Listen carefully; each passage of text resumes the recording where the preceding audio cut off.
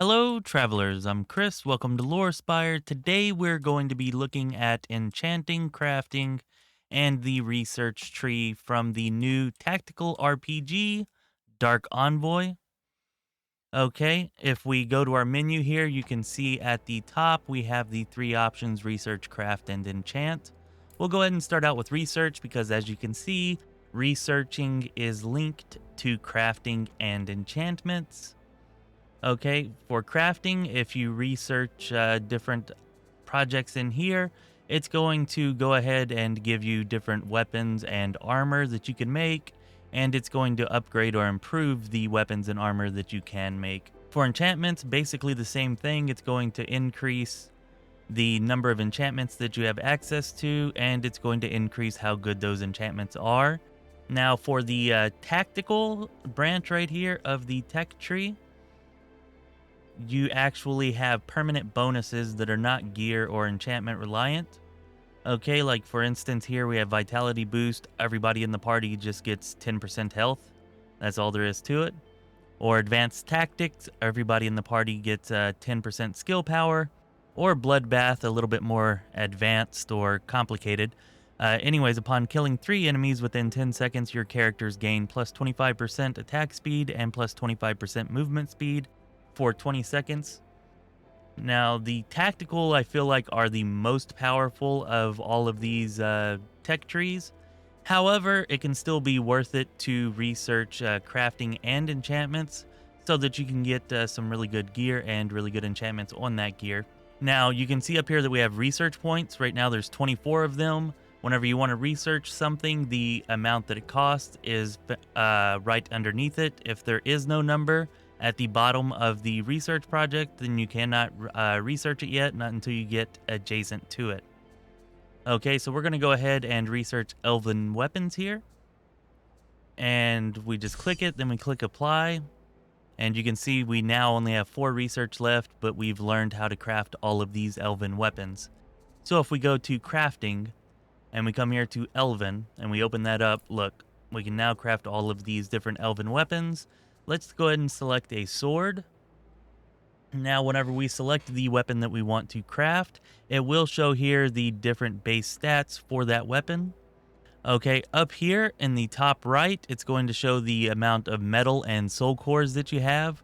Right now we have 82 iron and 16 platinum and 73 soul cores. Okay, so the better the metal is, the better the weapon or armor that you make is going to be. So we're just going to go ahead and choose our best metal that we have right now, platinum. And then the higher the rarity, the better the item's going to be. So we'll choose rare, which is the highest rarity that we have access to at the moment. Okay, now once you've done that, it's going to show you the possible random statistics that you can get on this particular item.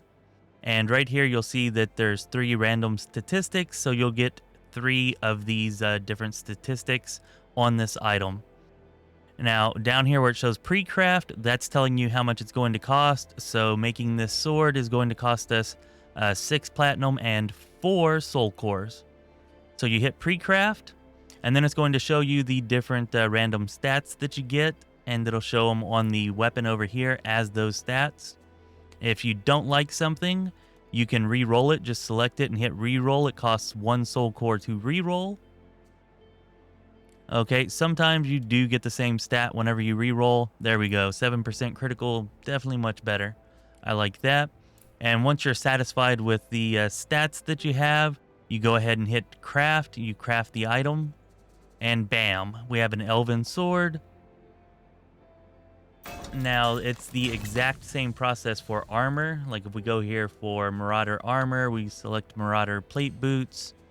We choose the metal we want to make it out of, the rarity, pre-craft, and then if we want to re-roll a stat, like we'll re-roll that for plus 8 health, sure, I'm fine with that.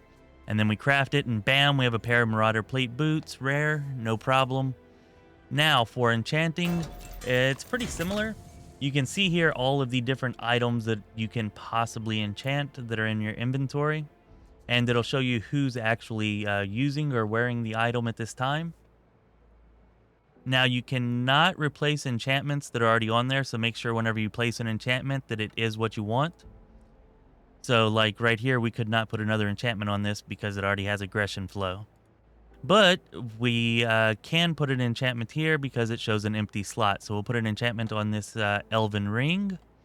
Okay, we'll put Mana Flow. So all you do is just select the enchantment that you want, and then you hit enchant. It'll show you the soul core cost right there. Just an FYI, metals and soul cores can be found on pretty much every map in the game, so make sure that you are thoroughly searching all of your maps so that you can have plenty of materials for crafting and enchanting. Okay, so now we have an Elven Ring legendary with Mana Flow. And if we wanted to enchant, say, this Marauder Spear, it's going to be the same thing. Let's put a Fire Toxin mod on it, which will give it poisoned and burn damage. Okay, so we're going to place that. Now you can see that this one costs 6 soul cores. But that's fine. We want to enchant it. Now we have a Marauder Spear legendary with the Fire Toxin mod on it. So that's basically how research, crafting, and enchanting works. It's pretty straightforward, pretty simple, but it does add a depth to your character building, and I think that the game is definitely better for it. It does give you something else to do in town, and it does allow you to customize your gear and your playstyle in the way that you want. Anyways, let me know what you think of this down in the comments below. This has been Chris with Lorespire. Be well, my friends.